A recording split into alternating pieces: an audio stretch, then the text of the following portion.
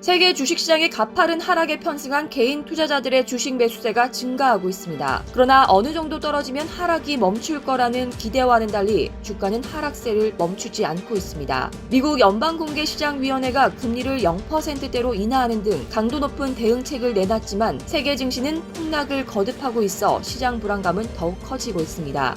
시장 약세를 점치면서 국내 주식시장에서 공매도 전략을 구사하는 세력은 주로 헤지펀드 매니저들입니다. 이들은 정부의 공매도 금지 대책에도 당분간 공매도 포지션을 해소하지 않을 것이라고 밝히고 있습니다. 홍콩에서 근무하는 한 헤지펀드 매니저는 한국 시장의 경우 종목 개별 선물이나 지수 등을 통해 하락에 베팅하는 수밖에 없다면서 공매도가 금지된다고 해서 바로 공매도를 청산하는 글로벌 헤지펀드는 없을 것이라고 말했습니다.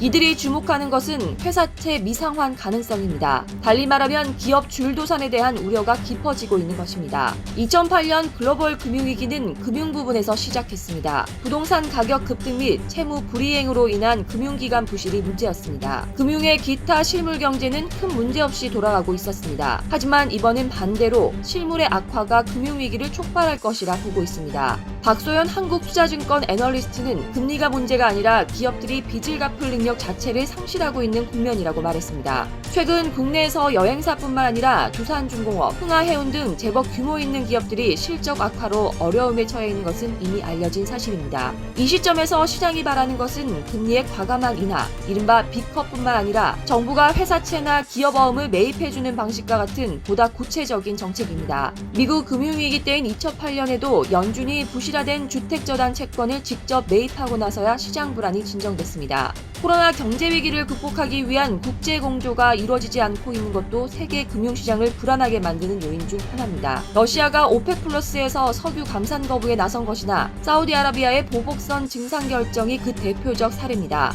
그리고 지난 12일 유럽중앙은행이 결정한 예상 밖의 금리 동결은 시장에 잘못된 시그널을 줌으로써 혼란을 가중시켰습니다. 소비 심리가 코로나19 사태 발발 전 상태로 회복되기 전까지는 많은 시간이 걸릴 것이라는 전망이 팽배합니다. 1997년 IMF 외환위기를 극적으로 이겨냈던 마하티르 모하마드 전 말레이시아 총리는 지금 위기는 이전의 금융위기보다 더 위험하다며 전 세계 경제가 앞으로 더 큰 타격을 줄 것이라고 주장했습니다.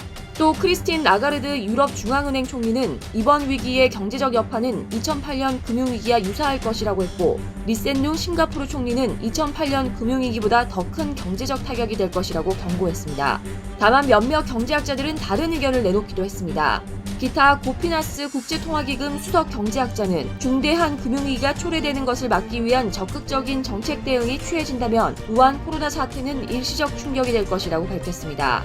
인도 중앙은행장을 역임했던 라구람 라잔 시카고대 경영학부 교수 역시 경제 충격의 여파는 세계 당국의 우한 코로나 대응 성공 여부에 달려있다고 말했습니다. 세계 각국의 긴밀한 공조하에 기업의 줄도산을 막아줄 구체적 조치가 나오지 않는다면 시장의 불안은 쉽사리 가라앉지 않을 전망입니다. 이상 광화문 비스통신이었습니다.